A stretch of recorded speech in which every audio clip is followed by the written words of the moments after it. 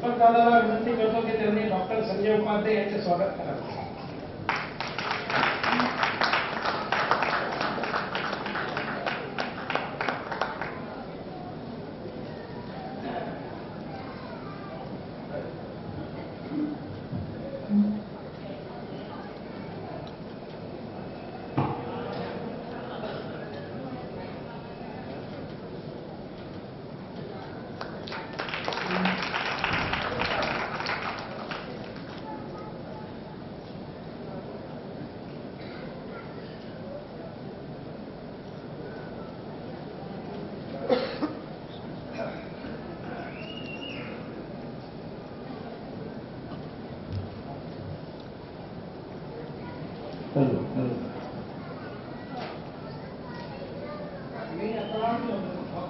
Hello hello hello.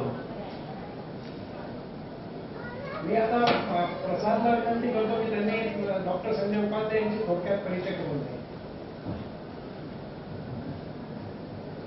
नमस्कार.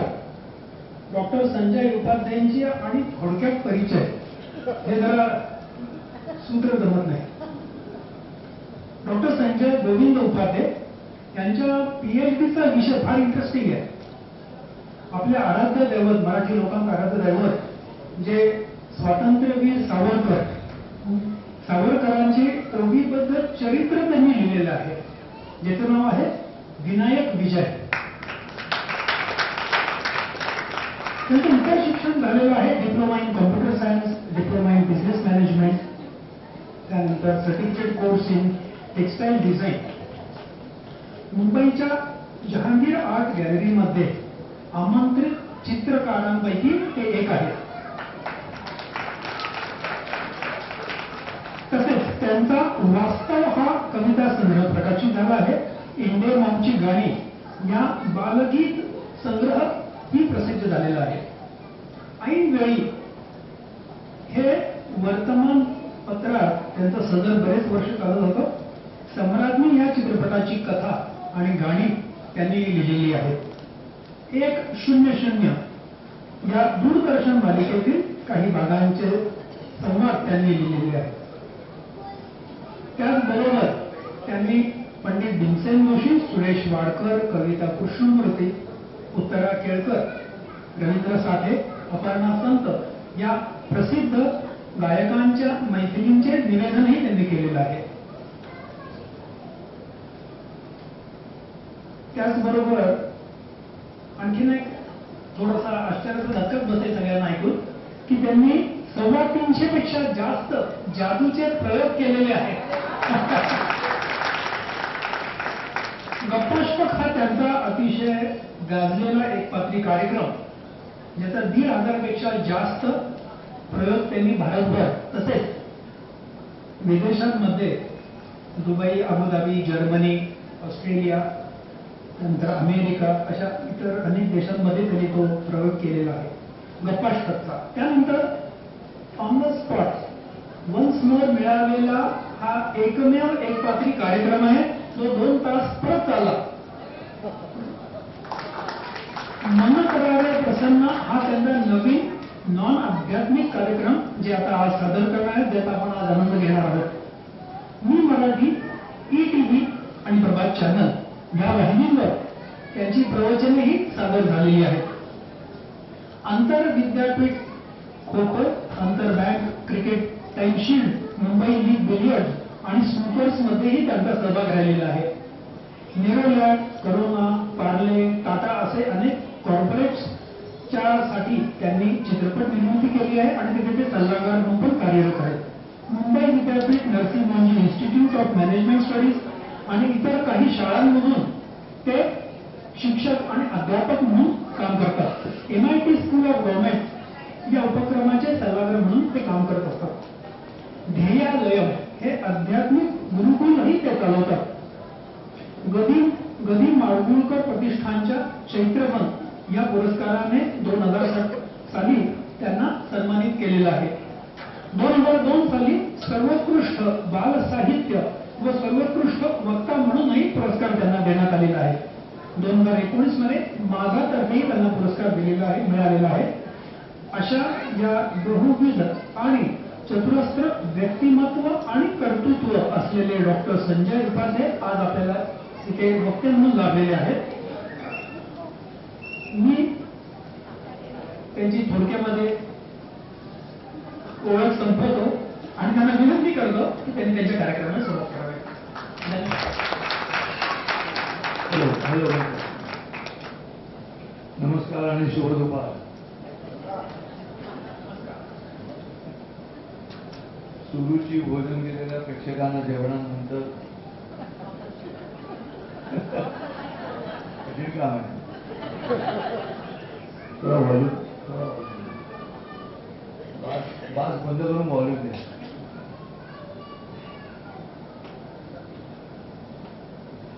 एकतर अशा पद्धतीने आपल्या जवळच्या व्यक्तींचं स्मरण करणं हे सगळ्यात महत्वाचं आणि आजच्या बदलत्या युगाला अत्यंत आवश्यक असं प्रबोधन आहे असं माझं म्हणणं आहे. त्यामुळे हा कार्यक्रम नातेवाईकांनी, आप्तसखी आणि हितचिंतकांनी अण्णा अणींच्या आठवणींसाठी एकत्र येणं हा सगळ्यात महत्वाचा आहे. त्यातील 3 भाऊ एकत्र येऊन या पद्धतीनं कार्यक्रम आयोजित करतात. तर 3 भाऊ एकत्र येण्याची क्रिया पण महाभारतापासून आश्चर्यचकित करणारी आहे.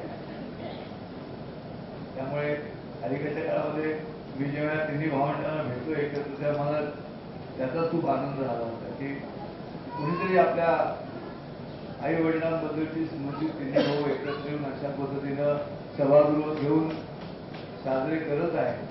त्यामुळे आपण सगळ्यांनी टाळ्या वाजवून 3 भावंडांचं अभिनंदन केलं.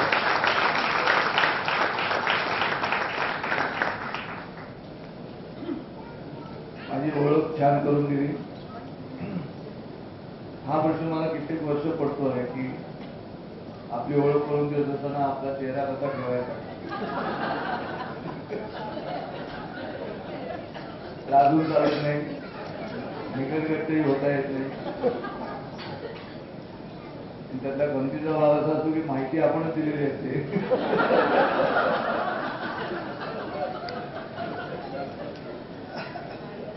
पण तो एक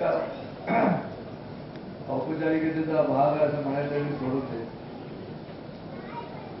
पण ग पाटील पुरस्कार माझ्या लहान मुलांच्या इंडेमोची कहाणी नावाच्या काव्यसंग्रहाला मी आला. त्यामुळे आज तुमच्याशी गप्पा मारण्याची सुरुवात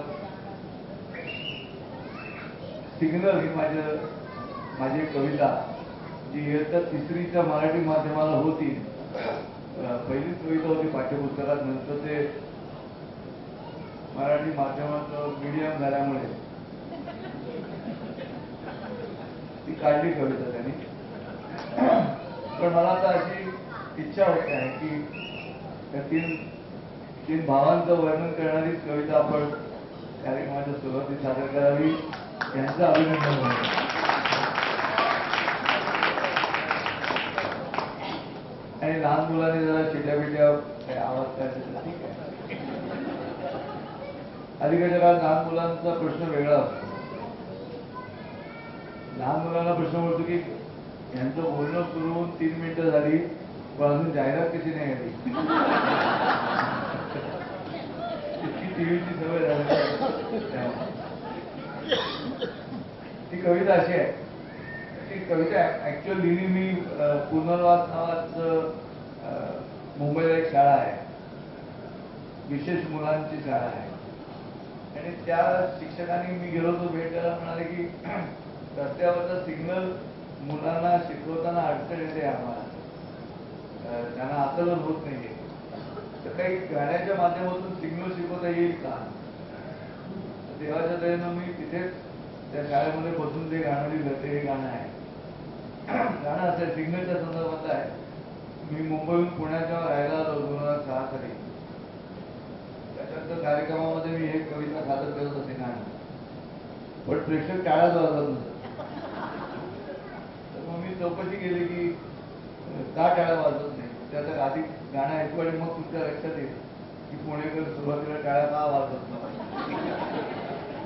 आणि असं आहे, आम्ही तिघे भाऊ एका खांबावर राहू, आम्ही तिघे भाऊ एका खांबावर राहू, खांबावर वाहनांची गंमत आम्ही पाहू, आम्ही तिघे भाऊ एका खांबावर राहू.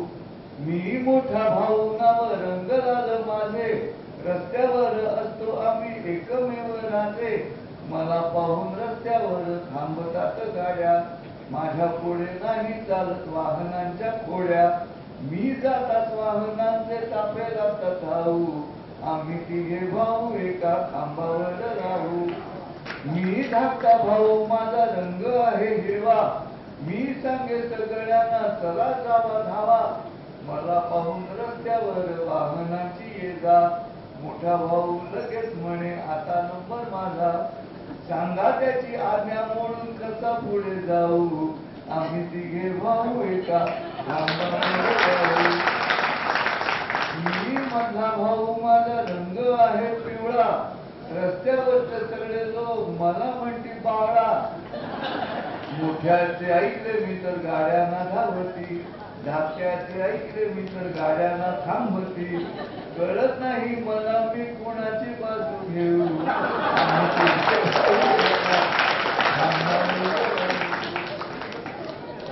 ते तिघे बंधू मला कार्यक्रमासाठी भेटले तेव्हाच मला लक्षात आलं की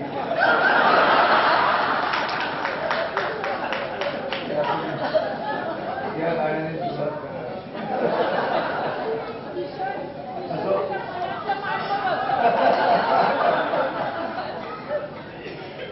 छान तपुडं निलंगेकर परिवाराचं मनपूर्वक स्वागत. आणि मला असे कार्यक्रम आवडतात. प्रामुख्याने काय होतं, मी सहसा कौटुंबिक सोहळ्यांचे कार्यक्रम घेत नाही. याचं कारण होतं की कार्यक्रमाचा मुख्य उत्सव मूर्ती वेगळा असतो आणि त्या निमित्ताने बाबा कोणाची पंचाहत्तरी आहे किंवा वाढदिवस आहे आणि आणखी काही आहे तर तुम्ही कार्यक्रम करा, पण तिथे येणारी मंडळी असतात नातेवाईक ती सगळी कित्येक दिवसांनी आपण भेटत आहोत म्हणून येतात आणि त्यांच्या भेटण्याचा एक तास कोणीतरी काढून घेतो आहे याचा राग त्यांना येत असतो. त्यामुळे 2-4 कार्यक्रम सुरुवातीला मी घेतले. एका कार्यक्रमाचा कार्यक्रम सुरू झाला आणि 15-20 मिनिटांनी व्हीलचेअरवरती आजी आल्या आणि त्या आल्या क्षणाला पहिल्या रांगेत ते 7-8 जण एकदम विमानात्या असं म्हणून धावतच सुटले आपल्याला भेटायला. ते घडत त्यांची पण चूक नाही. ते पुष्कळ वर्षांनी किंवा दिवसांनी आत्या भेटत होते अलीकडच्या जगामध्ये, पण आज त्याला बाहेर जा म्हणता येत नाही. आत या असल्यामुळे पण सांगायला मुद्दा असं की त्यावेळेला तुम्ही कार्यक्रम नाकारला झाला. पण जेव्हा यांचा फोन आला तेव्हा मी सांगितलं की अशी तेवढीच अट असते की कार्यक्रम ऐकण्यासाठी लोक तत्पर असली पाहिजे, तर मग मी येणार नाही. तर तुम्ही तुमच्या नातेवाईकांच्या गप्पांमध्ये अडकलेले आणि मी कार्यक्रम करतो असं माझ्या कार्यक्रमात तुम्हाला स्वरूप नसतं. त्यामुळे पण छान मजा येते आणि बरोबर 2:30ला आपण कार्यक्रम खरंच सुरू केला त्याबद्दल तुमचे मनपूर्वक आभार. त्याचं कारण 4:30ला भरतनाट्य मंदिर कार्यक्रम आहे, त्यामुळे ते गणित बरोबर जमवायचं असतं. मला करायला पसंत असं कार्यक्रमाचं शीर्षक आहे संत तत्वज्ञ जगद्गुरु तुकाराम महाराजांचा अभंग आहे. आता अलीकडच्या काळामध्ये मी महाराष्ट्राच्या किंवा भारताच्या संतांची नावं घेताना तत्वज्ञ हा शब्द मी जोडायला सुरुवात केली. कारण काय झालंय, इंग्रजांच्या शिक्षणामुळे आमच्या इथे जागतिक तत्वज्ञान सांगणाऱ्या संतांना धार्मिक मानलं गेलं आणि त्या पहिल्या जागतिक लिस्टमध्ये आमचे संत ज्ञानेश्वर नाहीत, संत तुकाराम महाराज नाहीत, कोणताच संत नाही. एसी थोडा कमी करते की एकत्र आहे सगळं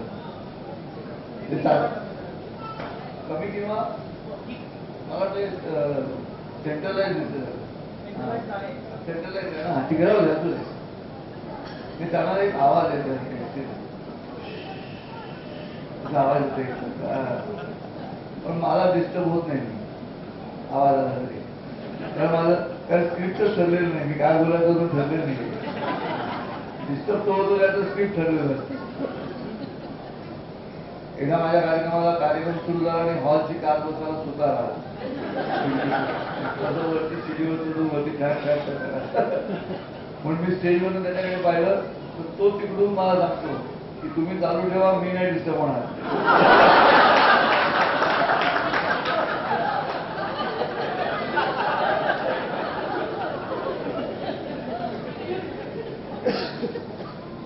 दैनंदिन जीवनात वर्तमानामध्ये सुद्धा शाश्वत मूल्य घेऊन असलेल्या जगद्गुरूंच्या साहित्याचा विचार करायला आला की असं लक्षात येतं की आमचं कुठे चुकतंय का या संत वाङ्मयाचा अभ्यास करताना, की आपणही त्यांना धार्मिक म्हणून बाजूला काढलं. नाही तर Sigmund Freud, Aristotle, can't, Hegel, Spinoza अशी नावं फक्त वरच्या आंतरराष्ट्रीय तत्वज्ञांमध्ये, आणि आमचे हे कोणी तत्वज्ञानी ज्यांनी विश्वात्मक देवाची संकल्पना मांडली. एवढी मोठी संकल्पना मांडूनही ज्ञानेश्वर माऊली तत्वज्ञ ठरत नाही. आजही अनेक बुद्धिवादी जे आहेत समाजाचे, बुद्धिवादी म्हणजे माहिती आहे तुम्हाला, त्यांच्या बुद्धीमुळे वाद निर्माण होतो. बुद्धिमंत नाही, बुद्धिवादी. ते खरं सांगतो, मी अखिल भारतीय मराठी साहित्य संमेलन आळंदीला झालं, एकही साहित्यिक गेला नाही समाधीचं दर्शन केला, संजीवन समाधीचं. ज्यांची कविता 15 दिवस सुद्धा टिकत नाही असे हे साहित्यिक एकत्र आले, आणि ज्यांची कविता 750 वर्ष टिकली त्या कवी म्हणून सुद्धा ज्ञानेश्वर माऊलींच्या दर्शनाला गेले नाही. हा जो वृक्षपणा आलेला आहे ती अडचण आहे. अन्यथा म्हणून तत्वाने आपणच म्हणायला सुरुवात करायची, म्हणजे जगासमोर तो मुद्दा गेला पाहिजे. पाषाण देव पाषाण पाहिली, पूजा एकावरी पाय ठेवी. काय सुंदर कल्पना आहे. दोन्ही दगडाचेच आहेत, पण एकावर पाय एकावर डोकं ठेवतो.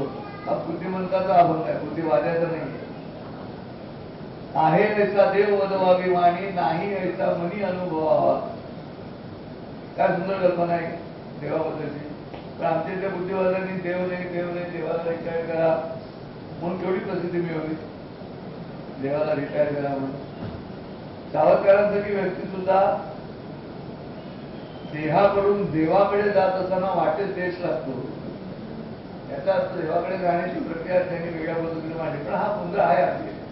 मला तर तुकारामांचे अभंग आता कोरोनामध्ये सुद्धा उपयोगी पडले.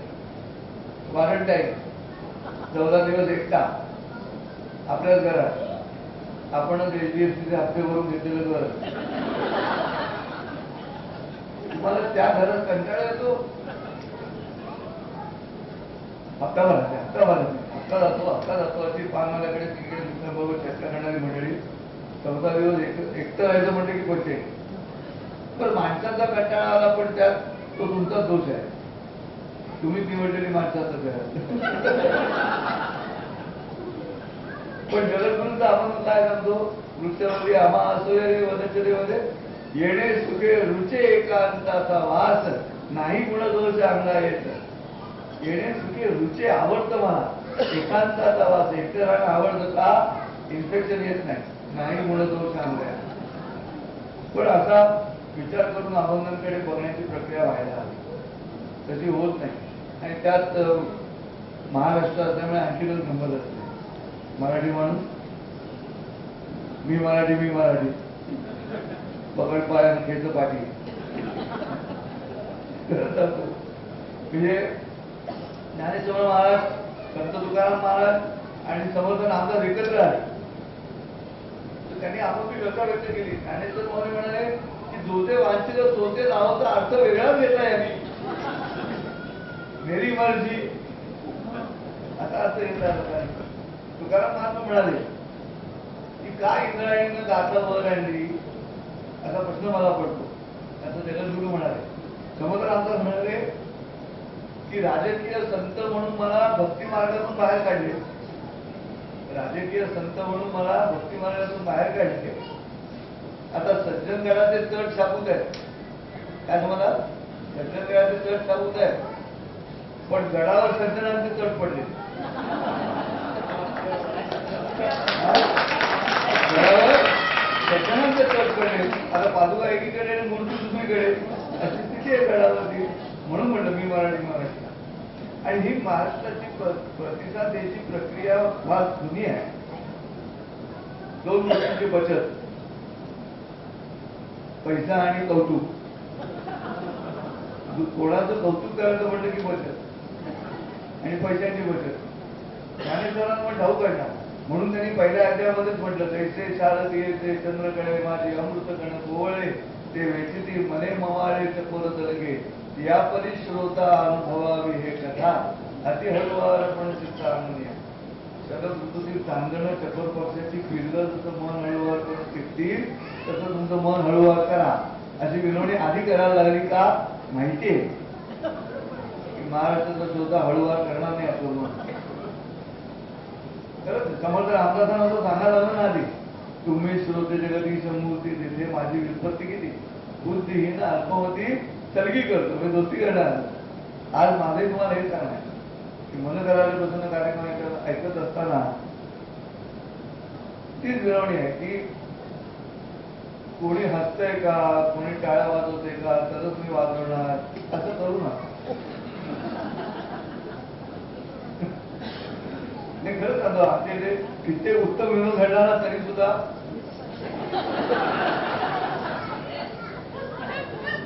मी चेहऱ्यावरती असे भाव असतात की हा बोलणारा हळूहळू माझ्या स्टँडर्डला येतो. मी एक विशिष्ट इंटेलेक्च्युअल स्टँडर्ड आलेलो आहे, हा पोते. ज्ञानेश्वर माऊली म्हणतात, कळा येथून आली या विद्या येची या केली. आधी कळ मग विद्या. ती कळा मो कळा होण्यामध्ये जी गंमत आहे ना, ती तुम्ही त्या कंजूसीमध्ये नाही, त्या मोकळेपणाने रिस्पॉन्स द्या. संध्याकाळी किती 4:30ला चहा असते ना,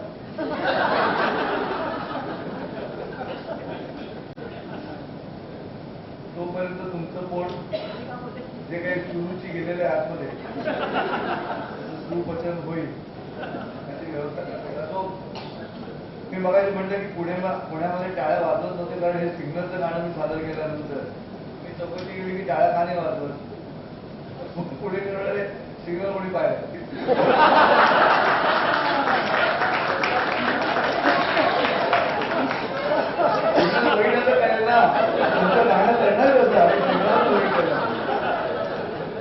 जेव्हा लाल असतो तेव्हा प्रत्येक जण घुसतो आणि हिरवा होतो तेव्हा कोणीच नसतो. अशी रस्त्याची कैफियत आहे. असो, तुम्हाला सगळ्यांना एक कविता देण्यात आली. मिळाल्या कालच. तुमचा स्वभाव कसा आहे जर तुम्हाला जाणून घ्यायचं असेल आज त्याच ठिकाणी दुसऱ्या ठिकाणी, त्या कवितेचा कागद हातात आल्यापासून तुम्ही त्या कागदाचं जे काही केलं असेल तो तुमचा स्वभाव आहे. कोणीतरी असं फोन करून घेशाल, कोणीतरी डायरेक्ट पर्समध्ये नंतर वाचू, कोणीतरी गुंडाळी, कोणीतरी बाजूच्या रिकाम्या खुर्चीवर हे माणूस नव्हे, तपासून घ्या. असं म्हणतात सबकॉन्शियस माइंड मध्ये तुम्ही जे हालचाल करता ते सबकॉन्शियस माइंड मध्ये जी हालचाल आहे ते तुमच्या स्वभावाचं लक्षण आहे. ही कविता मी तुमच्यासमोर सादर करणार आहे. ही कविता सादर करत असताना केवळ याचसाठी अशी ओढ आली की तुम्ही सगळ्यांनी उजवात वर करून मन करायला तसं नसं मोठ्याने ओरडायचं. का ओरडायचं ते नंतर सांगेल, पण निंदा करू आणि पूर्ण हात वर करायचा. रिक्षावाल्यांचं नाही असं वळतो नाही वळतो करायचं आपल्याला असं. आपले पद, आपली प्रतिष्ठा, आपली संपत्ती, आपला इंटेलेक्च्युअल स्टॅन्ड सगळं विसरून जा आणि बिंदास होते हात वर करा. कारण माझ्या कार्यक्रमामध्ये नेहमी मला असं दिसतं, प्रामुख्यानं IT क्षेत्रातले तरुण नवरा बायको कार्यक्रमाला येतात आणि ते काय संस्कृतमध्ये वचन आहे ना, सर्वे गुणा कांचन आश्रय. ज्याच्याकडे पैसा आहे त्याच्याकडे सगळे असं त्याचा समज असतो की त्याचे सगळे गुण. तो जो पुरुष असतो त्याचा तरुण पोरगा, तरी बायको आपली उत्साहाने हात वर करते मन करायला आणि नवरा त्याच्याकडे बघून काय आवडते त्याचा अपमान होत असतो की तो 15-20 फुटावर बसलेला अनोळखी कलावंत हात वर करायला भेटू पाहिजे आणि घरामध्ये 3-3 फुटांवर ते हिंडत असते, माझं ऐकत नाही. सांसारिक अपमान होतो. तर बिंदास मनमोकळेपणाने मजा करा. तुम्ही कधी गोल गोल फिरणारी पाहिली आहेत का मुलं? किंवा कधी मजा घेतलीच मातीची जेव्हा मैदान असतं ओलं, तुम्ही कधी धावत गेला पुढच्या फुलपाखरामागे तेव्हा बघितलेत का कधी मावळत्या सूर्याच्या किरणांचे धागे? ऐका माझं, जर जगण्याचा वेग करा कमी म्हणजे ते होईल आसन्न आणि केवळ यासाठी तुम्ही नेहमी जगता का मनात घेऊन विश्रामात? तुम्ही कधी शुभप्रभात म्हटलं तर ऐकता का बघितला? दिवस संपला की तुम्ही अंतरुणावर जाऊन झोपता आणि हजार भानगडी आठवून तुम्ही पुन्हा खोकता. ऐका माझं, जरा जगण्याचा वेग करा कमी म्हणजे ते होईल आसन्न आणि केवळ यासाठी तुम्ही कधी म्हणाला मुलाला की तू म्हणशील ते उद्या देतो करून आणि घाईघाईत पाहिलं नाही त्याचे डोळे आले भरून. ठरवली का चांगली मैत्री? कधी वेळ काढला तसा की मिठी मारून विचारलं त्याला, मित्रा आहेस कसा? ऐका माझं, जरा जगण्याचा वेग करा कमी म्हणजे ते होईल आसन्न आणि केवळ यासाठी तुमचं जगणं जेव्हा होतं सावध आणि तुम्हीच शिकार करता. बहुतेकदा आपण असंच जगतो. तुमचं जगणं जेव्हा होतं सावध आणि तुम्हीच शिकार करता आणि वेगळा दोन मारता जगण्याला आणि तुम्हीच त्यात मरता. जेव्हा तुम्ही चिंता करता आणि त्यातच घालवता दिवसाचं सत्र, तेव्हा तुमचं आयुष्य म्हणजे असं पूर्ण न वाचलेलं पत्र. आयुष्य म्हणजे नसते स्पर्धा, आयुष्य म्हणजे नसते स्पर्धा म्हणून पूर्ण श्वास घ्या, नका घेऊ अर्धा. ऐका माझं, जरा जगण्याचा वेग करा कमी म्हणजे ते होईल आसन्न आणि केवळ यासाठी आता ओरडायचं का?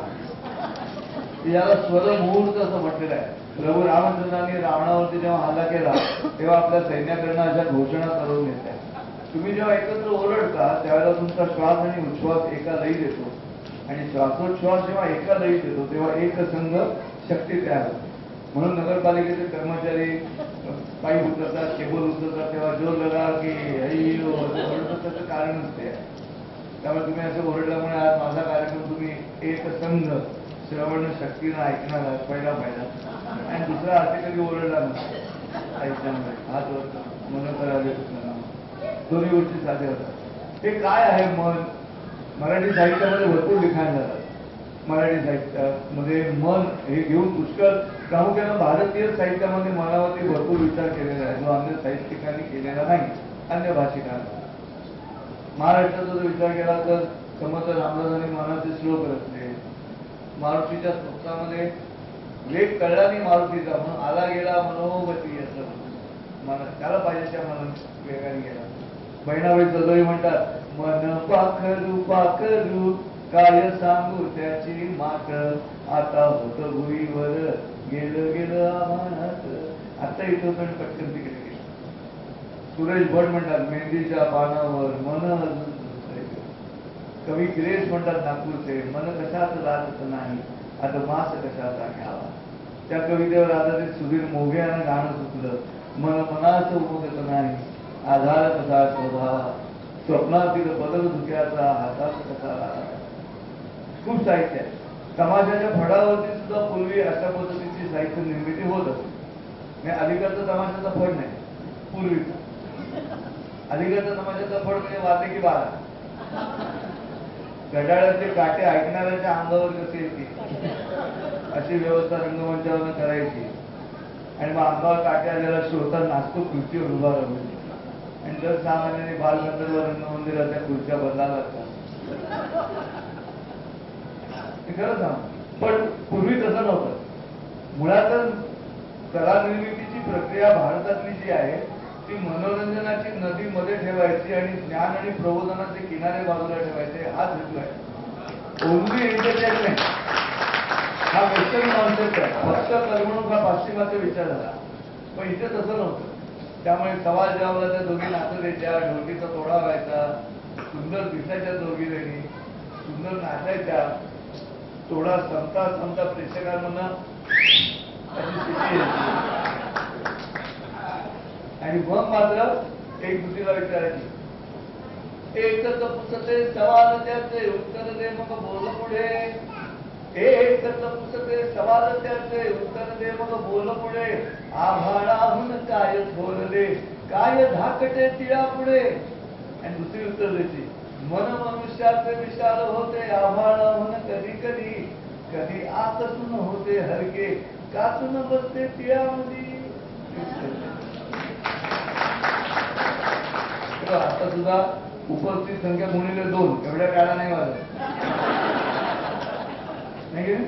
एक तर मोबाईल बाजूला ठेवायचं जीवावर येतं टाळ्या वाजवताना. त्यामुळे असा मोबाईल पकडायचा आणि चंद्राच्या उंचवट्यावरती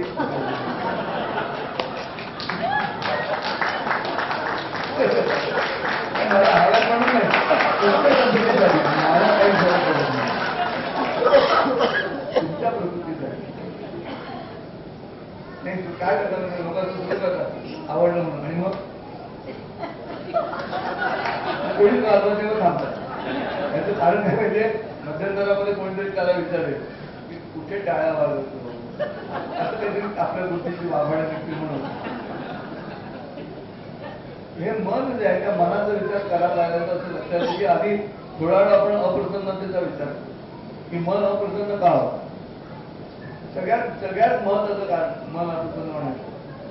आणि 2 प्रसन्न जीवांच्या स्मृतीप्रित्यचा कार्यक्रम सुरू आहे. त्यांची दीर्घायुष्य जी असणं ते त्याचंच कारण आहे. दीर्घकाळ माणसाचं अशा पद्धतीनं जगणं याचं मूळ कारण जे आहे ते ब्लड प्रेशर 120-80. आणि त्याचं कारण हे आहे, मी आता तुमच्यासमोर मांडलं की कसं आयुष्य जगण्याच्या कृत्या काय त्यात की आधी का असं घडतं त्याच्यावर मी चिंतन करतो. तर सगळ्यात प्रथम कारण आहे अप्रसन्नतेचं, आणि ते कारण आहे मनासारखी माणसं मिळाली नाही. आता आई वडील ते आपलं चॉईस नव्हतं, आपल्याला काय बनण्याचा विचारच नाही. हे वडील पाहिजे का, हे कॉम्प्युटर इंजिनियर आहे, त्यांचं किराणा मालाचं दुकान आहे, हे मास्टर आहे, आता आपल्याला विचारलं पण ही आई आहे का, ही गृहिणी आहे, ती शाळेत मास्तरीण आहे, काय विचार. जे आई वडील आपले ते आई वडील आपला चॉईस नाही, निवड आपली नाही. भावंडांमध्ये निवड आपली असते का, नाही. जी आहे ती भावंड आपली. आता ह्याला काही पर्याय होता नाही, आपला चॉईस सांगायचा होता. माझ्या घरामध्ये सुद्धा मी 3 नंबर काय नाही झालं नाही. मी सांगणार होतो शूटिंग कधी थांबत, हा कॅमेरा चालू आहे ना, आम्ही सांगेन कधी थांबत. माझं ट्रेड सिक्रेट सुरू होईल ना त्याच्या आधी मी सांगेन. मी काय होतं, माझा गप्पाच्या कार्यक्रमाला बंद करायला 1530 कार्यक्रम वन्समोर आलेला एकमेव कार्यक्रम. एकदा मी परवानगी दिली आणि नंतर इतका प्रस्ताव होती त्या नवाकाळ नावाच्या वर्तमानपत्राने अख्खा कार्यक्रम छापला पूर्ण पानभर. तो कोकणातल्या एका माणसाने पाठ केला आणि स्वतः सुरू केलं तिकडे. तेव्हा काय लक्षात आहे की कॉपीराईट आणि पेटंटचं महत्व किती आहे ते तेव्हा लक्षात आहे की अरे गडबड होती आहे. त्यामुळे ह्यांची विनंती आणि ह्यांचं एकंदर एकोपा बघून मी म्हटलं आता मी एवढं पण करू देत नाही, पण मी थोडा वेळ करून देणार आहे. याचं कारण ह्यांच्या संग्रही राहील आई वडिलांच्या स्मृतीप्रित्यर्थ केलेल्या कार्यक्रमामध्ये त्यांच्या जगण्याच्या कृत्या त्यांनी जरी सांगितल्या नाही तर याच संजय उपाध्यायांच्या तोडून आम्हाला ऐकायला मिळाल्या त्यांच्या दीर्घायुष्याचं रहस्य काय होतं.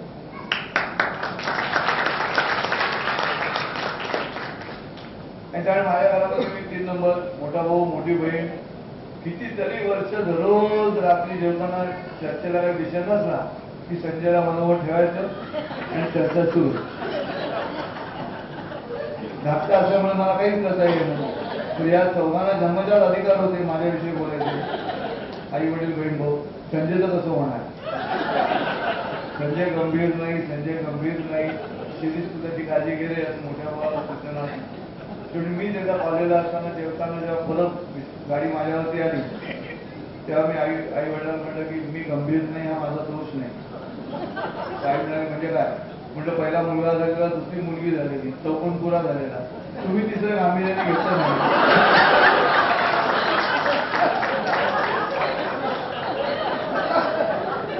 मी गंभीर होणार होता. पण जन्म मे महिन्यातला, तर जन्माला आलो तर माझ्या सुट्या चालू होत्या, मजाच मजा. पण इथे आपल्याला काही करता येत नाही. सांगायला म्हणाला की अप्रसन्न होण्याचं काही इथे काही चॉईसच नाही आपल्याला, आपला चॉईसच नाही मुळात.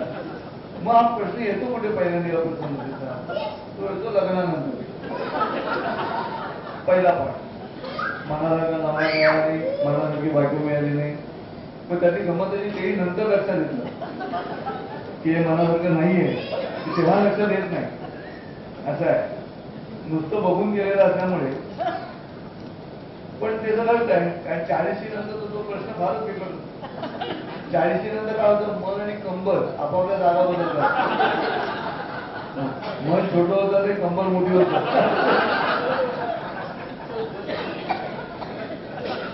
म्हणाल का नवरा मिळाला नाही, म्हणाल का नवरा मिळाला नाही. म्हणून WT म्हणजे माहिती पाकडतो. हल्ली काय SMS ला छोटे छोटे शब्द लागतात ना, GM good morning, GM good night. माणूस मेला तरी श्रद्धांजलीचं वाक्य पूर्ण टाईप करण्याची आमच्याकडे वेळ नाही म्हणे. RIP RIP RIP RIP रिप रिप रिप.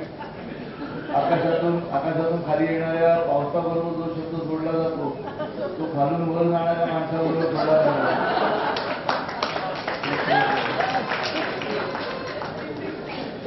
सगळ्यामध्ये यमराजाला विचारलं, विष्णूने विचारलं यमराजाला की सध्या काय पोझिशन आहे खालून वर येण्याची.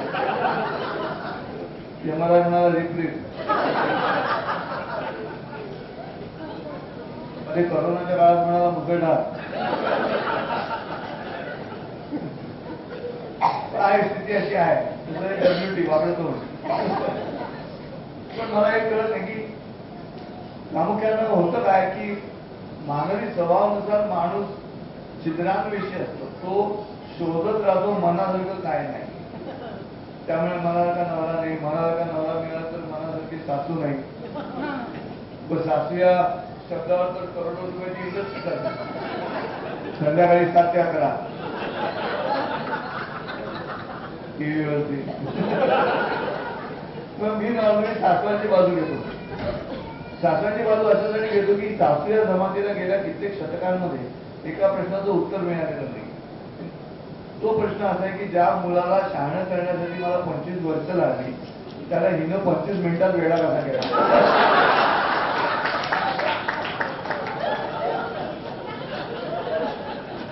म्हणून इंग्रजी लग्नपत्रिकेत ते लिहितात ना, प्रज्ञा वेड संजय. तो वेड तो मराठी आहे, तो इंग्लिश नाही आहे.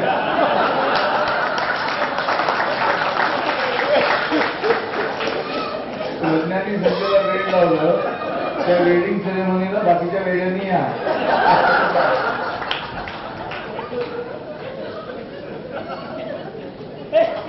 पण हे घडत जातं सातत्यानं. त्यात पुन्हा गोंधळ असतो, सासूबाईंना आई म्हणतात. सासूबाईंना आई म्हणावं ना, का सासूबाई म्हणावं, आई कशाला, दोघी कन्फ्युज. तुम्ही त्याला विषयाची बाटली आहे, विषयाची बाटलीचं अमृत असं लेवल लावलं. आपलं बघायला रे असं आपण सिरियल बघून मला वाटतं. पण ऐकला मग करा, नवरा म्हणासारखा, सासू म्हणासारखी तर नणद म्हणासारखी शोधून काढणं म्हणतात ते. पण ते मानवी स्वभाव शोधतो. आपल्या मुखामध्ये एक दात पडला तर जीभ सारखी त्या पडलेल्या दात रिकामे जातात. बाजूला 31 दात आहे, तिकडे हे नाही, तिथे 32 गेला आहे, त्याचे दात नसते. याचा अर्थ कुणीही जिथे आहे तिथे जाणं हा स्वभाव आहे. म्हणून अप्रसन्नतेची सुरुवात इथे आहे. मनासारखी माणसं मिळाली नाही. दुसरा मुद्दा आहे तो मनासारखे पैसे मिळाले नाही. पण मनासारखे पैसे कुणाला मिळाले, कुणालाच मिळत नाही. पडू दे, त्याला पकडणं कठीण आहे. त्याचं कारण त्याला घेणं घेणं नाही. मी काय बोलतो त्याचा प्रश्न होतो. मला उरणला कार्यक्रम होता स्टेडियम मध्ये उरणच्या, आणि बायका त्या स्टेडियमच्या पायऱ्यांमध्ये बसल्या आया मुलाला घेऊन, आणि पुरुष सगळे खाली. ती मुलं काय करत होती, त्या पायऱ्यांवर उतरायचं धावायचं नाही. माझ्या समोरून स्टेजला भज्जा करायला आणि परत ह्याच वेळेची पोरं. आता ते थांबवायचं कसं, आता मला प्रश्न पडलेला. त्या आया काही तिकडनं आले ना, म्हणून मी माईकवरती म्हटलं की तुमची मुलं किती छान आहेत तब्येतीनं, निरोगी आहे तिथं, आणि इथे सुंदर हवा मिळते, शुद्ध हवा उरणमध्ये, त्यामुळे कदाचित असेल असं. आणि मला दिसतायत मुलं, कारण ती स्टेजपर्यंत येऊन जातात, त्यामुळे मला दिसत आहे असं म्हणून मी नक्कीच तीर मारला की मुलं स्टेजपर्यंत येतात, हा निरोप कार्यकर्त्यांकडे जावा. पण त्यांना असं वाटलं की कलावंत कौतुकच करतो आपल्याला, सगळ्यांनी टाळा वाजवल्या. मुलं तब्येतीने चांगले म्हणतात. मी म्हटलं की तुमची मुलं म्हणजे हापूसचे आंबे आहेत, पुन्हा टाळ्या वाजल्या. मी म्हणलं या हापूसच्या आंब्यांना पायरीच्या खाली येऊ देऊ नका.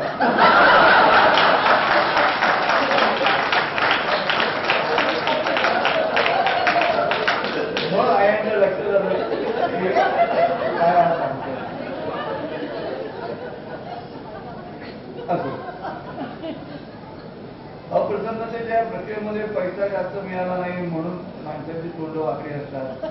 भारतामध्ये सगळ्यात जास्त पैसे ज्यांना मिळाले ना तेही पळून गेले. है ना? पंजाब नॅशनल बँक, नीरव शांतता.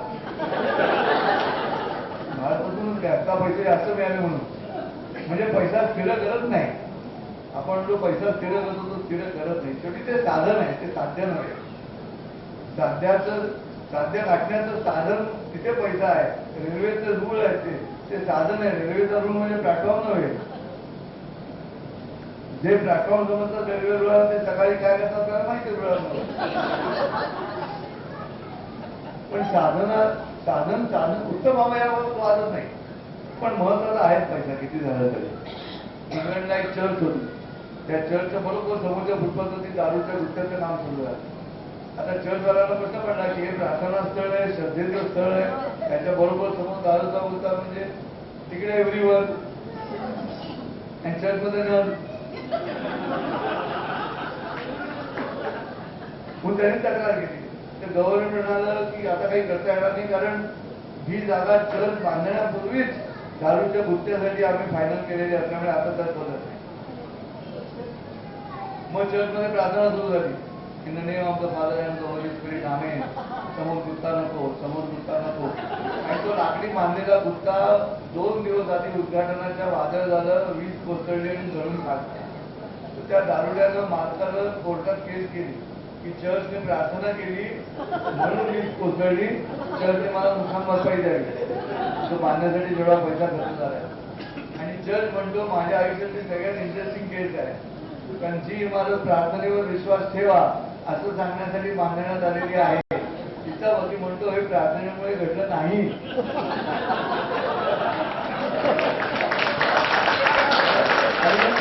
जो कधीच चर्चमध्ये गेला नाही तो दारुड्या म्हणतो हे प्रार्थनेमुळे सांगायला मुलं असं की प्रार्थनेचं जे निरूपण आहे, प्रार्थनेची जी सिद्धता आहे, ती सिद्धता बदलते. पैसा महत्वाचा पण तरी आहे अशी परिस्थिती आज सध्या. त्याला काही पर्याय नाही. अनेक कारण आहेत.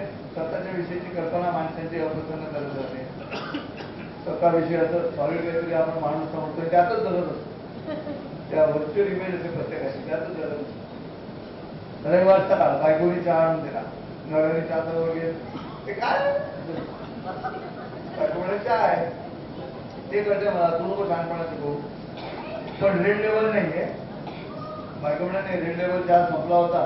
बाजूच्या वाण्याकडे गेले, त्याच्याकडे पण नव्हता, मग त्याच्याकडे सोसायटी टी होता, तो घेऊन आले. असं म्हटल्याबरोबर हा चिडला. एक आपल्या नवऱ्याला रेड लेवल चहा असतो तो पण आणून ठेवता येत नाही. हा मन भरायचं बाहेर सगळ्या कुटुंबासाठी आणि आपल्या नवऱ्याला एक रेड लेवल आवडतो तो आणून ठेवता येत नाही. काय इन्व्हेंटरी वगैरे आहे की नाही कंपनीचे शब्द. बायकोला इन्व्हेंटरी वगैरे काय माहिती नाही. इतका संतापला लग्न तरी काही मागितलं होतं का मी. तो डायरेक्ट कुठे गेला बघा मला तिने रेड लेवल दिला नाही म्हणून. रेड लेवल ह्याच्या चेहऱ्यावर इतका चिडला. आणि त्याला सोसायटीला कळलं यांच्याकडे सोसायटीची आहे. मग चिडला. जीन्सची पॅन्ट, टी शर्ट घेतला, चावी घेतली. बायको म्हणाली कुठे निघाला. वैशाली फर्ग्युसन ब्लड प्रेशर वाढलेलं, ऍड्रेनालिन वाढलेलं, तिरमिरीतच बाहेर पडला, चिडलेला, स्कूटर चालवली. शुद्धीवर आला तेव्हा दिनानाथ हॉस्पिटल. पाय टांगून ठेवला होता प्लास्टर मध्ये असा. आणि बाजूला ती रेड लेवलवरली बायको उभी टोमॅटो सुरू. स्वतःचा पाय जेव्हा बघितला त्यांनी प्लास्टर मध्ये तेव्हा त्याला कळलं सकाळी जो चिडलो तो उपाय नव्हता. तेव्हा त्याला कळलं की हा पाय आणि तो उपाय त्याच्यामध्ये काहीतरी गडबड झाली. आणि माणूस असा करतो म्हणजे त्याचा प्रश्न काय होता, मला रेड लेवल नाही. हा जो मी आहे ना तो प्रसन्नता निर्माण करतो. दरवेळेला रूम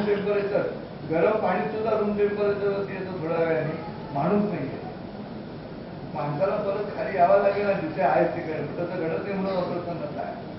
अनेक कारण आहेत. पहिलं येणारं वर्तमानपत्र सकाळी सकाळी ते जरी कुठे प्रसन्न करतं तुम्हाला. पहिल्या पानावर खून, भ्रष्टाचार, मारामाऱ्या आणि शेवटच्या पानावर आमचा देश कुठेतरी खेळा घाललेला. पण सातत्य आहे. हल्ला म्हणून काढला कन्सिस्टन्सी इम्पॉर्टंट. बरं, तशा काही बातम्या नसल्या तर टीव्ही सिरियलची जाहिरात, पूर्ण पानभर टीव्ही सिरियल. आम्हीच अंकिताला हो म्हणेल काय.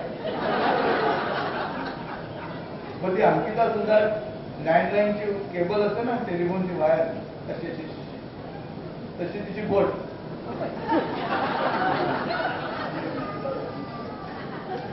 एवढं मरेल ना, आम्हाला काय करायचं. हो म्हणेल नाही म्हणेल. तर सकाळी सकाळी आम्ही काहीतरी जनरल नॉलेज वाढवण्यासाठी पेपर घ्यावा, तर आम्ही अंकिताला हो म्हणेल काय. SMS 5225. मग तशा नसतील बातम्या तर बिल्डरची जाहिरात. कर्वे रोड नवीन गृह प्रकल्प, बारामती इमारत उंच, फोटो पूर्ण पानभर. आणि चौथ्या मंडळाच्या गॅलरीमध्ये फॉरेनचं गोरं मॉडेल कमी कपड्यातलं, हातात चहाचा कप घेऊन उभी गॅलरी. आणि खाली जाहिरात हवेशीर फ्लॅट. आता तुम्ही सांगा काही लॉजिक आहे का. कर्वे रोडवरती हवेशीर फ्लॅट, या वाक्यामध्ये अर्थ आहे. ज्या रस्त्यावरचे लोक आता ज्या रस्त्यावरचे कुत्रे सुद्धा उभ्या शेपट्या हलवतात,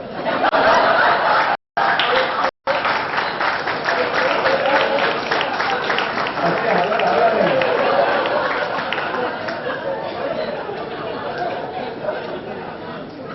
परवा एक म्हणून कर्वे रोड क्रॉस करायला गेला, त्याला क्रॉसच करता येईल. त्याने बाजूला त्याला पलीकडे कसा जाऊ. तो म्हणाला इथे पलीकडे कोणी जात नाही, मग जन्म तिकडे घ्यावा लागतो.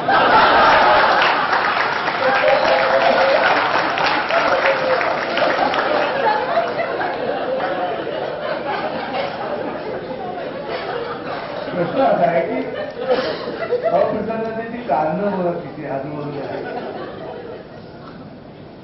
रस्त्यावरचं ट्रॅफिक भयंकर असतं, ते काही तुम्हाला प्रसन्न करत नाही. अजिबात प्रसन्न करत नाही. मला नेहमी आश्चर्य वाटतं की रस्त्यावरचं ट्रॅफिक म्हणजे चावी कसा मारून असा युटर्न मारून जातो. तुमच्याकडे मग तुम्हाला कळत कसं नाही, कळतंय पण वळत नाही.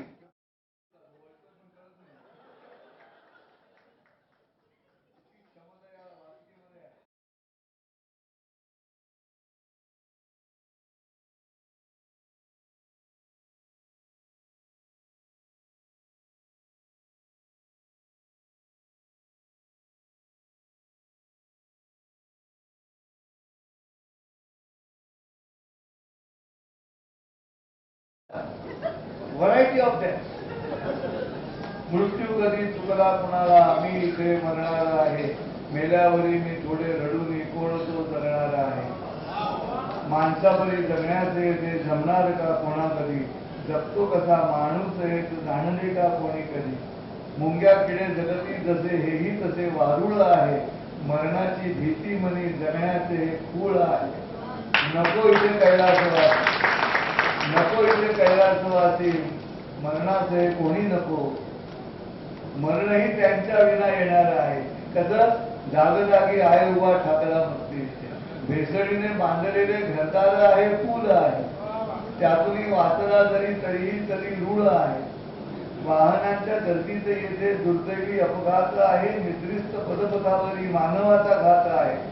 रोगामुळे मेला आता कोण येथे जन्मला, औषधाने मरताच येथे कळले आहे. श्वासवेळे फक्त हाती उरले आहे इथे, त्यातही मरणापुरेचा विषारी वास येते. कोण येथे जगतो तरी वाटले ऐसे म्हणी, इतक्या परी मरुनी वरी जगला आहे कोणी. लोकावनी वारुळाचं आत जेव्हा पाहिले, ना वाल्मिकी होता कुठे, वाऱ्याच त्याने पाहिले. वाऱ्या विचित्र परिस्थिती आहे, वाऱ्यात आहे. मुंबईसारखं शहर घ्या, तिथे तुम्ही अप्रसन्न झाले हे कळायलाच वेळ नाही. माणूस सकाळी अंतरुणातून उठला तिथून तो रांगेत असतो, पाय खाली सोडून कोण गेलंय. कुठे गेला. पण तशी परिस्थिती आहेच मुंबईमध्ये. म्हणजे परवा आपण भेटलो होता, असं एकमेकांना जेव्हा मुंबईकर म्हणतो तेव्हा समजायचं की लोकल ट्रेनमध्ये शरीरकडे जाणाऱ्या लोकल मध्ये बसलेल्या माणसाला बोरिवलीकडे जाणाऱ्या लोकल मधल्या माणसाने हात केला, त्याला भेटलं म्हणतात. खरंच तशी परिस्थिती आहे. एका लहानशा खोलीमध्ये कान्ह जन्मात झाले, पाहता पाहता तिथले विश्व आनंदातून न्हावून गेले. त्याला जन्माला मदत करून सुईण गाई निघून जाते. तिची गाई साहजिक होती, कारण दुसरं कान्ह रांगेत होते. तिथंच पहिल्यांदा तानुल्याची रांगेची ओळख झाली. काय कल्पना बिचाराला जन्माची ती राशीच लागली. शाळा, पाटी, पेन्सिल, पुस्तक आपण खूप व्हायचे मोठे. गेला शाळेत प्रवेशासाठी तेव्हा बाबा रांगेत उभे होते. शाळेमध्येच रांगेत बसला, रांगेनं तो बाहेर पडला. गेला कॉलेजात प्रवेशासाठी स्वतः रांगेत उभा राहिला. कॉलेजमधून पदवी घेतली, नोकरीसाठी रांगेत राहिला. 4 वर्ष वणवण केली, तेव्हा त्याचा नंबर लागला. गाडी, बस, टॅक्सी, सिनेमा सगळीकडेच रांग होती. शेपटाकडूनही ते होते सुरू, तिची गांडुळाची जात होती. ईश्वराच्या दर्शनातही रामचंद्र रांग दिसली. अवघ्या विश्वात ईश्वर आहे, पण रांगेत फक्त माणसं दिसली. लग्नासाठी राम नको म्हणून त्यांनी युक्ती केली. नित्यनेमानं रांगेत आणून रांगेतलीच एक मुलगी केली. लग्न झाले, मुलं झाली, मुलांनाही मुलं झाली. आता तरी त्याला वाटते रांगेची त्या व्याज टळली. यथाकाली म्हातारपणी तो अचानक मृत्यू पावला. यथाकाली म्हातारपणी तो अचानक मृत्यू पावला. अंत्यविधीसाठी सुद्धा त्याला रांगेनं न्यावा लागला. टाटीवरी तो उठून बसला, राम कोठे ते पाण्याकरता. आणि मला तरी खूप झाला, आज त्याचा नंबर पहिला होता. मला असं वाटतं की ही प्रक्रिया सर्वसामान्यपणे आजूबाजूला चालू असताना अप्रसन्नतेकडे आपण आपल्या न कळत जाणीव आणि नेणीव याच्यामध्ये नेणीवेचा जो प्रकार आहे त्यातही अप्रसन्नता आपल्या दिशेनं प्रवास करतो. शिक्षण सुद्धा तसंच आहे. आमचं शिक्षण सुद्धा पुढे प्रसन्नता निर्माण करतं. पहिलीपासून इंग्लिश, अजिबात प्रसन्नता निर्माण झाली नाही. पहिलीपासून गोंधळ झाला पहिलीपासून इंग्लिश. आणि त्याची कंपल्सरी होती. जेव्हा त्यांनी घोषणा केली शासनाने पहिलीपासून इंग्लिशची, त्याच्यानंतर बरोबर 8 दिवसांनी मंत्रालयात चर्चा झाली विधानसभेत की बिअरला कोल्ड्रिंकचा दर्जा द्यायचा. आता बिअरला जर कोल्ड्रिंकचा दर्जा दिला तर ती पारणाऱ्याकडे पण मिळणार ना बाहेर. मग माझ्या लक्षात आलं, हे पहिलीपासून इंग्लिश म्हणतायत ना, ती भाषा नव्हे, पहिलीपासून इंग्लिश देशी नव्हे. महसूल जास्त येतो ना. करोनानंतरचा पहिली सुटका फुटक्याची झाली. करोनामधनं देऊळ सुरू झालं नाही, शाळा सुरू झाल्या नाही. पण हळूहळू जेव्हा उठायला लागला तो बंदीचा हुकूम जो होता तो पहिला कोणावर उठला. पण हे आहे, अशी स्थिती आहे. मला नेहमी वाटतं भारतीय शिक्षणाचा विचार केला तर आता तुम्ही विनोद आहेत तिथे मराठवाड्यासारखा प्रदेश आहे जिथे दुष्काळ हा शब्द सिनॉनिम सारखा वापरला जातो मराठवाड्यात. पण तिथे इंग्लिश मिडियम आहे.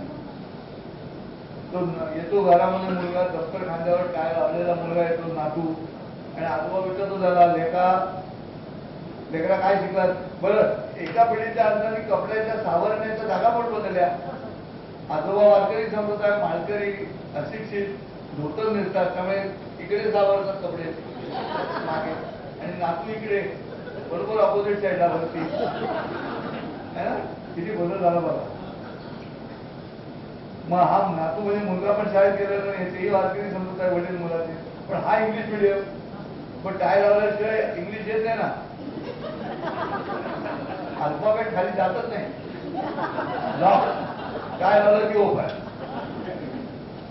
आजोबाने विचारलं, लेकरा काय शिकलात. म्हणाला पोय. आता आजोबा पोएमचा अर्थ पण करूया, अशी स्थिती आहे. मी लोणी कालवर तिकडे याला होतो, संगमनेर लोणीला कन्सल्टंट होतो विखे पाटलांच्या संस्थेमध्ये. मला माहिती आहे तिथे गावं इंटरव्ह्यू दिली, अशी स्थिती आहे इंग्लिश मिडियम. पोएम म्हटलं तर आजोबाने त्याला अर्थ काय. नातवाने लगेच आजोबांकडे लॉर्ड मेकॉलेनी कसं बघितलं भारतीयांकडे,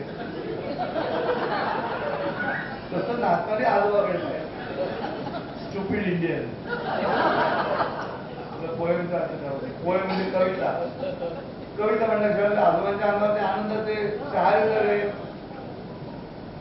700 वर्षाच्या वर टिकलेली कविता आजोबांची ऐकून ऐकून तोंड पाठ बहुश्रुत पुष्कळ ऐकणारा माणूस पाहे पा तुझ पवित्र आणि गोड परिस्थितीच्या पदराड तरीच्या अवेरण गोचिड अशुद्ध काय नेण्याची किती सुंदर. आणि अशा पद्धतीच्या असंख्य ओव्या की टिटिपू चाचूवरी माप सुये सागरी मी नेणं तुझ्या परी प्रवचे येत. आणि ही सगळी प्रक्रिया आता विश्वासमुखे देवे अवघे विष्णूची माने आत्माच्या अंगावर शहरच शहरे आनंद असते. लेकरा कोणती कविता शिकलास लेकरू म्हणाल रे नरेन गोवावे. आजोबाने विचारला अर्थ काय म्हणजे पावसा पावसाचा जा. आजोबाने एक भटकरी कानाखाली पुन्हा शाळेत गेला तर चांगल्या सोडून तुझ्या तिथे पाऊस पडत नाही म्हणून आम्ही आत्महत्या करतो आणि तुला रेन आत्मा आणि माती याचं नातच नाही. सोल आत्मा जो आहे त्याच्याशी शिक्षणाचं नातं ते नाही म्हणून अर्थ नाही. इंग्लंडमध्ये ठीक आहे 12 महिने थोडा थोडा पाऊस पडतो रिपीट म्हणून तिथे rain rain go away poetic justice. लहान मुलाला बाहेर जाऊन खेळायची इच्छा आहे म्हणून पावसात काम मिळते. इथे ती परिस्थिती नाही. पण 47 सालापासून भारतीय मातीने निगडीत शिक्षण पद्धतीची संकल्पना राबवली गेली नसल्यामुळे हा मोठा गोंधळ झाला. आता सुरुवात झाली. आता किती बुद्धिवादी विरोध करतात बघूया. पण खरंच विचित्र अवस्था आहे. त्यामुळे शिक्षणाचा हा मुद्दा आहे. एवढं लांब मंगळसूत्र घालते ती शिक्षिका असते शाळेमध्ये मुलं मीच म्हणतात तिला बरं वाटतं म्हणून काय झालं.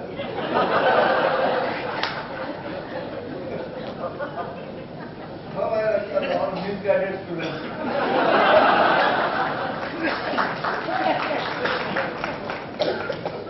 विचित्र अवस्था.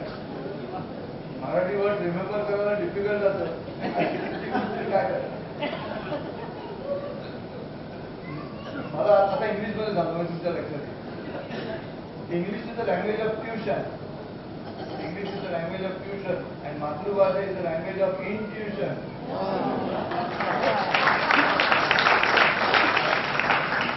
ही आकड्याची भाषा आहे. तो तिथे गोंधळ ते असंख्य गोंधळ आमच्या इथे चालू आहे. अप्रसन्नता निर्माण करणारे गोंधळ किती सांगावे त्याचा प्रश्न पडतो. राजकारणाविषयी मी बोलत नाही कारण काही नाहीच आहे म्हणणार. 1947 to AK-47 आता माझा एक प्रवास होता. सिनेमाविषयी काय बोलणार. दिल एक मंदिर पासून दिल तो पागल आहे. प्रेम करण्याची पद्धत सुद्धा किती सुंदर होती. दिल एक मंदिर त्याची कल्पना होती. आता मेंटल हॉस्पिटलमध्ये जायला लागलो. दिल तो पागल आहे. लवकर स्मार्ट करण्याच्या नादामध्ये आई वडील पोरांच्या आयुष्याची बरबादी करते लक्षात येते. अति स्मार्ट करायचं काय कच्च्या आंब्याला चुना लावून पिकवायचं. झाडावर पिकून गेला पाहिजे तसं घडत नाही. म्हणून अर्थ आहे मुलाचं पुरुष होणं आणि मुलीचं बाई होणं हा वयोगट मागे यायला लागला हे चांगलं नाही. अतिरेकांपेक्षा भयावह स्थिती आहे. म्हणून अर्थ नाही. शाळेमध्ये भाषा तुम्हाला ठरवलंय म्हणून सांगतो. शाळेमध्ये मुलं एकमेकांची 26-7वी मुलं त्या दोघांचं 143 आहे. माहिती तुम्हाला कोड लँग्वेज आहे.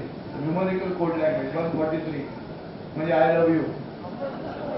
हा आयचं एक असतं लवची 4 अक्षर यूची 3 अक्षर तर ते 143. नाही खरं सांगतो माझी कल्पना नाही आहे. पुण्यात घडतंय. 5वीतला मुलगा सत्य घटना आहे. माईकवरती खोटं बोलत नाही मी. 5वीतला मुलगा 5वीतली मुलगी तिने त्याला विचारलं आय लव्ह यू उद्या तुझा निर्णय दे. तो बिचारा घाबरून घरी गेला. पण हे पण उलट मुलगी विचारते आणि मुलगा घाबरून घरी जातो. त्याच्या आईने सांगितलं तिला सांग की आता हे आपलं वय नव्हे प्रेम करण्याचं म्हणून आपण चांगले मित्र आहोत. तो आला शाळेमध्ये तिने विचारलं भोवळी उडवून काय तुझा निर्णय. तरी नाही आपण दोघे चांगले मित्र आहोत म्हणून. ती म्हणाली मला माहितच होतो असंच उत्तर देणार म्हणून मी पार्थाला पण विचारून ठेवलं. एक कणभरही असत्य नाही ना घटनेचं. पुण्यात घडलेली शाळेचं नाव मला ठाऊक आहे. मुलाचं नाव मला ठाऊक आहे. मुलीचं नाव फक्त मला ठाऊक नाही. पण नंतर चौकशी पण केली नाही. पण सांगायचा मुद्दा असा आहे की या सगळ्या अप्रसन्नतेच्या गोष्टी आहेत. त्यातून आपल्याला प्रसन्न राहायचं आहे. ते कसं प्रसन्न राहायचं. आता शूटिंग पण झालं आहे. ड्रेस पिरियड सुरू झाला. प्रसन्न तर राहायला पाहिजे माझ्या कार्यक्रम. मी नेहमी प्रसन्न असतो. मला विचार मध्ये कसे आहात की मी जाऊन मस्त विचार 24